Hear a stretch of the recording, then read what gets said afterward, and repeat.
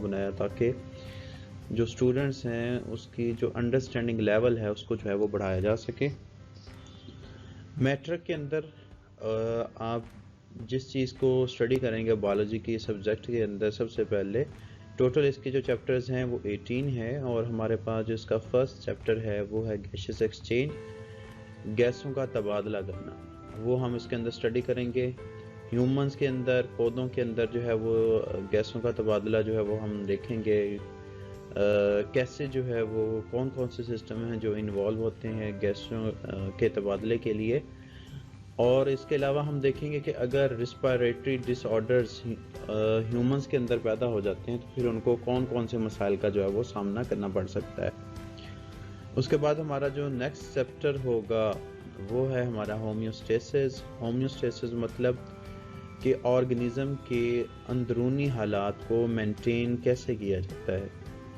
इसकी मैं जस्ट यहाँ पर एक छोटी सी आपको एग्जांपल दे के समझा देता हूँ ताकि आप लोगों को थोड़ा सा आइडिया हो जाएगा कि हम इस चैप्टर में कैसे जो है वो अंडरस्टैंड करेंगे। जैसे हमारी बॉडी का टेम्परेचर जो है वो हमने क्लास 9 के अंदर भी पढ़ा था, 37 डिग्री सेल्सियस होता है। हमारे सराउंडिंग का टेम्परेचर जो है वो चेंज होता रहता है, कभी सर्दी आ गई, कभी गर्मी आ गई, कभी धूप है, कभी छाँव है, लेकिन हमारी बॉडी का जो टेम्परेचर है वो 37 डिग्री ही रहता है। तो हमारी बॉडी जो है वो कैसे इस टेम्परेचर को मेंटेन करती है अकॉर्डिंग टू सराउंडिंग टेम्परेचर।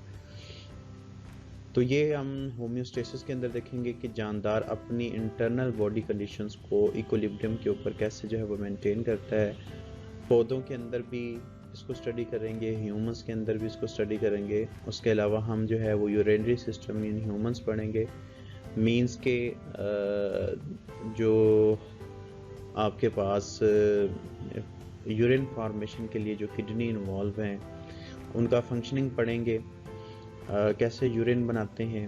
इसके अलावा अगर हमारे पास डिसऑर्डर ऑफ किडनी हो जाते हैं तो उससे हम जो है वो कौन से मसाइल का हमें सामना करना पड़ सकता है, इस चीज़ को हम स्टडी करेंगे। उसके अलावा चैप्टर नंबर 12 के अंदर कोऑर्डिनेशन और कंट्रोल। कोऑर्डिनेशन कहते हैं बाहमी राब्ते को, और कंट्रोल कहते हैं किसी काम को रोकने की सलाहियत जो है वो आपके अंदर मौजूद होना। तो इसमें हमने कोऑर्डिनेशन, बाहमी राब्ता और उसको कंट्रोल कैसे किया जाता है ये हम देखेंगे। उसमें हमारे पास टाइप ऑफ कोऑर्डिनेशन आ जाती हैं, केमिकल कोऑर्डिनेशन है, नर्वस कोऑर्डिनेशन है, ह्यूमन नर्वस सिस्टम आ जाता है, इसके अंदर आपके ब्रेन है, स्पाइनल कॉर्ड है, आपका पेरिफेरल नर्वस सिस्टम जो है वो इन्वॉल्व है, वो देखेंगे। उसके अलावा हमारे पास रिसेप्टर्स देखेंगे, जो हमारी बॉडी के अंदर डिफरेंट रिसेप्टर्स मौजूद हैं। हर रिसेप्टर जो है वो आपको पता है कि मुख्तलिफ जो है वो स्टिमुलस को रिसीव करता है। जैसे इसके एग्जांपल मैं दे दूँ, हमारी जो आइज़ हैं वो लाइट के लिए जो है वो स्पेसिफिक है, हमारी जो ईयर्स हैं वो साउंड के लिए जो है वो स्पेसिफिक हैं। और इसके अलावा हमारा जो एंडोक्राइन सिस्टम है ये टोटली हमारे पास आ जाता है हार्मोन्स के ऊपर, जो हमारी बॉडी की ग्रोथ और फंक्शनिंग को जो है वो कंट्रोल करते हैं। और अगर इन हार्मोन्स में कोई डिसऑर्डर भी पैदा हो जाए तो हमारी बॉडी को उसका सामना करना पड़ सकता है। जैसे उसके एग्जांपल दे दूं, कुछ लोग जो है वो छोटे रह जाते हैं, डिवार्फिज्म कहते हैं, वो भी जस्ट हार्मोन्स की ही वजह से। जो हार्मोन है सोमैटोट्रोपिक हार्मोन, अगर वो पैदा ना हो तो वो छोटे रह जाते हैं। उसके अलावा हमारे पास डिसऑर्डर हैं नर्वस सिस्टम के। अगर हमारे सेंट्रल नर्वस सिस्टम, ब्रेन या स्पाइनल कॉर्ड में अगर डिसऑर्डर पैदा हो जाए तो हमारी बॉडी को किन मसाइल का सामना करना पड़ सकता है। नेक्स्ट हमारे पास चैप्टर नंबर 13 है। चैप्टर नंबर 13 के अंदर हम देखेंगे स्पोर्ट और मूवमेंट।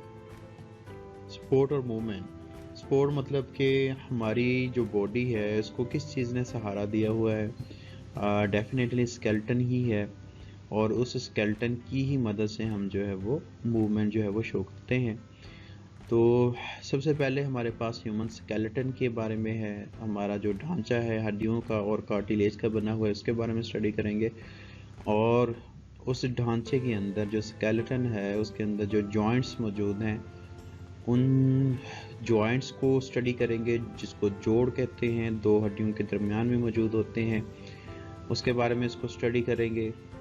और उसके अलावा जो हमारे स्केलेटन के साथ मसल्स जुड़े हुए हैं, जैसे बाइसेप मसल्स हैं, ट्राइसेप मसल्स हैं, ये कैसे हमारी बॉडी के अंदर जो है वो मूवमेंट जो है वो पैदा करवाते हैं, इसके बारे में। और उसके अलावा हमने देखना है यहाँ पर रिप्रोडक्शन है। रिप्रोडक्शन में हम देखेंगे, रिप्रोडक्शन एक्चुअली हमारे पास ऐसा प्रोसेस है जिसमें एक जानदार जो है वो अपनी नई नस्ल को जो है वो पैदा करता है। रिप्रोडक्शन के अंदर हमारे पास जो सबसे पहला जो स्टेप है वो इसके मेथड्स हैं, मेथड्स देखेंगे।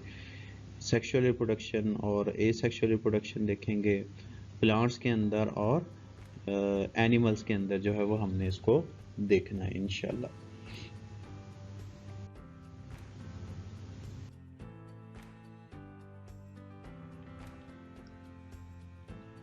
नेक्स्ट हमारे पास जो है वो चैप्टर नंबर जो है वो 15 है, इनहेरिटेंस।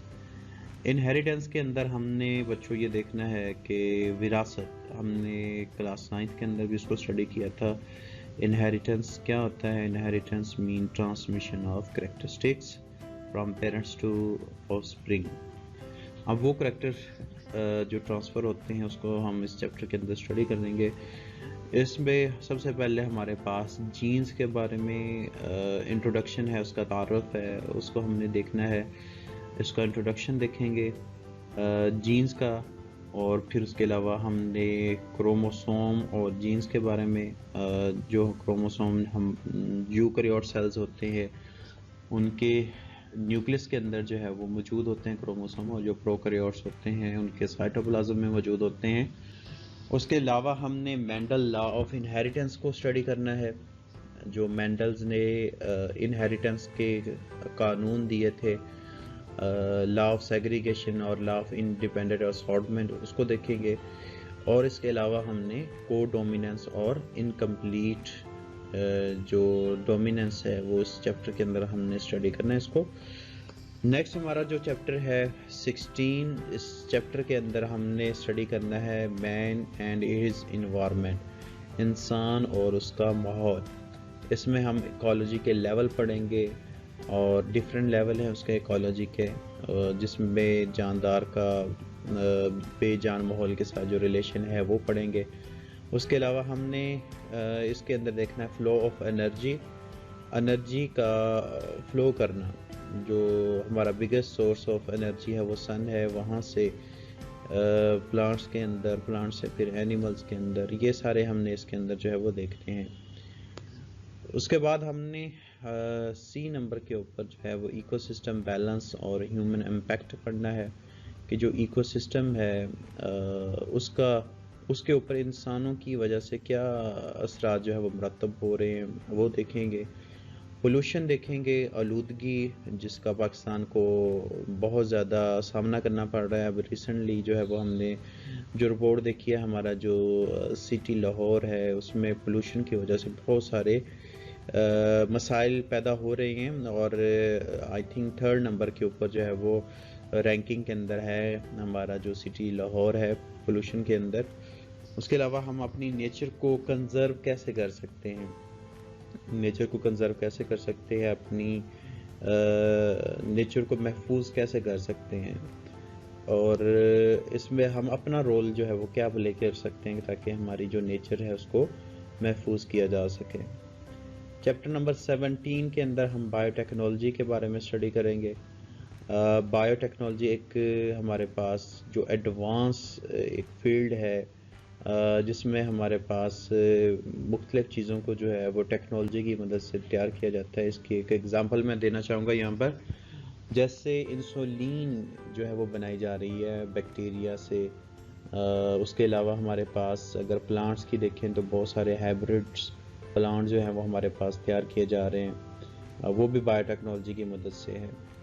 तो इसके इंट्रोडक्शन देखेंगे हम बायोटेक्नोलॉजी का, कहाँ से इसको स्टार्ट मिला और कैसे इसने जो है वो अपने इस जो फील्ड है बायोटेक्नोलॉजी के अंदर प्रोग्रेस हुई वो देखेंगे इसके अंदर।